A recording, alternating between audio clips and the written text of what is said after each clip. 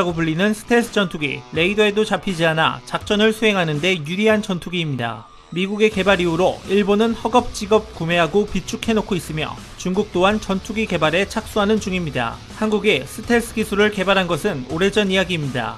이제 한국은 스텔스 기술을 사용한 전투기를 잡는 안티 스텔스 기술을 개발 중입니다. 구독 하나당 100원이 모여 따뜻한 사랑을 전달하고 있습니다. 더 많은 사랑을 전달해드리기 위해 좋아요와 구독 부탁드립니다. 스텔스 전투기가 수면 위로 떠오른 건 2017년 일본의 사건 때문입니다. 2017년 일본이 발칵 뒤집혔습니다. 미국의 F-35A 스텔스 전투기 수십 대가 도쿄를 비롯한 일본 상공을 비행했다는 사실이 나중에서야 알려졌기 때문입니다. 미국은 자국의 스텔스 전투기가 편대 단위로 고공과 저공을 비행했는데도 몰랐느냐고 도발했습니다. 그제서야 일본은 사태를 파악하고 스텔스 전투기 추가 구매 마련에 들어갔습니다. 스텔스 전투기는 탐지용 레이더빔을 반사하는 대신 흡수해버리기 때문에 레이더 식별이 불가합니다. 되돌아오는 레이더 전파가 없어 적의 입장에선 스텔스기가 뜰 경우 존재 자체를 감지할 수가 없습니다. 사람으로 따지면 어두운 방에 손전등 없이 서 있는 격이어서 누가 어디에 어떻게 무엇이 있는지 알 수 없는 상황과 같습니다.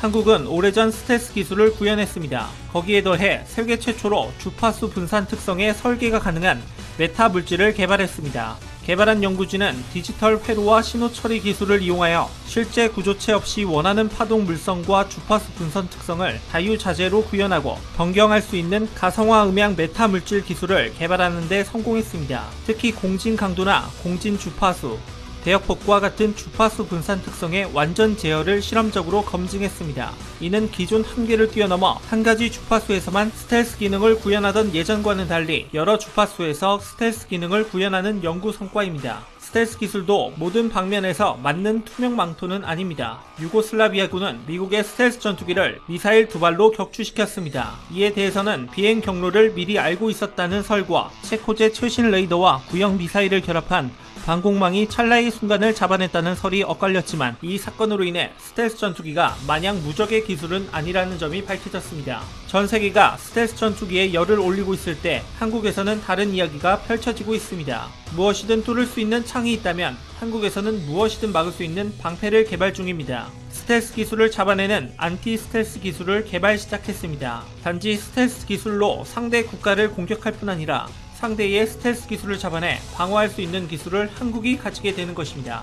대한민국 공군은 연구 목적에 스텔스 전투기뿐 아니라 순항 미사일과 무인기까지 포함하여 영공에 도달하기 전에 파악해 영공 침입 시 바로 격퇴한다는 팔상입니다. 올해 말에 나올 예정인 공군 발주의 연구 용역 결과는 군과 당사청 국방과학연구소 등의 향후 무기체계 소요 체계를 위한 근거 자료로 활용될 계획입니다. 공군은 늦어도 내년 초까지는 스텔스 항공의 방어 무기 개발 개념에 밑그림이 나올 전망이라고 밝혔습니다. 공격뿐 아니라 방어도 세계보다 한 걸음 앞서 나가는 한국의 기술력에 좋은 행보를 기대할 수 있습니다. 이와 관련된 여러분의 다양한 의견을 댓글로 남겨주시면 감사하겠습니다. 혹시 구독하셨나요? 구독 하나당 100원이 모여 따뜻한 사랑을 전달해드리고 있습니다. 더 많은 사랑. 중국과 일본을 압도할 동북아 최고의 한국형 전투기 KF-X의 제작이 얼마 남지 않았다고 합니다. 이 전투기가 배치되면 한국 공군의 전투력은 급상승한다고 하는데요. 미국이 기술 이전을 해주지 않아 제작에 고충을 겪었지만 결국 영국과 프랑스를 능가하는 한국의 전투기 개발 능력으로 완성된다고 합니다. KF-X는 곧 퇴역할 F-4와 F-5 대체용 전투기입니다. 이 전투기가 2026년부터 배치되면 한국 공군의 전투력은 급상승하게 되는데 실제로 성능이 기대 이상이며 스텔스 성능을 보강할 전투기라고 합니다. 글로벌 시큐리티에 따르면 미 해군 FA-18EF와 프랑스 라팔은 레이더의 1제곱미터 크기가 보이고 KF-X 전투기는 레이더의 0.5제곱미터 크기 정도의 비행 물체가 보인다고 합니다. 또한 KF-X는 급선회 및 기동 등 비행 능력의 최첨단 장치로 무장한다고 하는데요. 전세계 일반 전투기 가운데 최강 성능을 예감하고 있습니다. 북한 전투기는 상대가 되지 않고 중국은 물론 일본의 일반 전투기보다 우수하다고 합니다. 따라서 동북아에서 공중전이 벌어지면 공군 F-35A가 먼저 나가 상대방 스텔스기를 상대하고 이어 KF-X와 F-15K가 제압할 수 있다는 얘기입니다. 여기에다 개량된 스텔스 KF-X가 나오면 동북아에선 한국의 하늘을 넘보기 어려울 것 같다고 합니다. 바로 자주 국방의 핵심이라고도 할 수 있습니다. KF-X는 처음부터 수출을 고려해 핵심 장치를 비롯해 65%를 국산화했다고 합니다. 생산 단가는 대당 800억인데 생산량에 따라 가격은 내려갈 수 있고 전투기와 핵심 부품의 수출도 가능하게 됐습니다. KF-X 사업을 완료하면 다양한 공대공 및 공대지 미사일 국산화 기회도 열립니다. 구독 하나당 100원이 모여 따뜻한 사랑을 전달하고 있습니다. 더 많은 사랑을 전달해 드리기 위해 좋아요와 구독 부탁드립니다. 그러나 KF-X 개발은 착수부터 수많은 고비를 넘겨야 했습니다. 2015년에 F-35 도입 대가로 미국 로키드 마틴이 한국에 제공키로 한 25개 기술 가운데 다기능 위상 배열, 즉 AESA 레이더 등 4가지 핵심 기술 이전을 미 정부가 거부하기도 했는데요.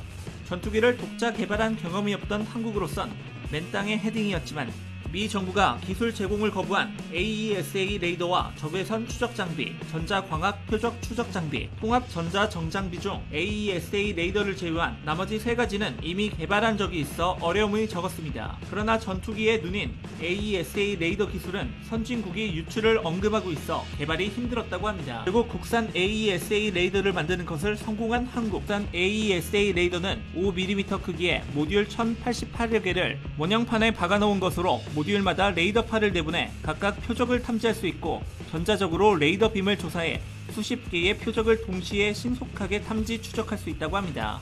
탐지 거리는 110km 이상으로 공중은 물론 지상과 해상의 이동 표적까지 추적해 KF-X에 장착된 미사일로 곧바로 타격하도록 도와줍니다.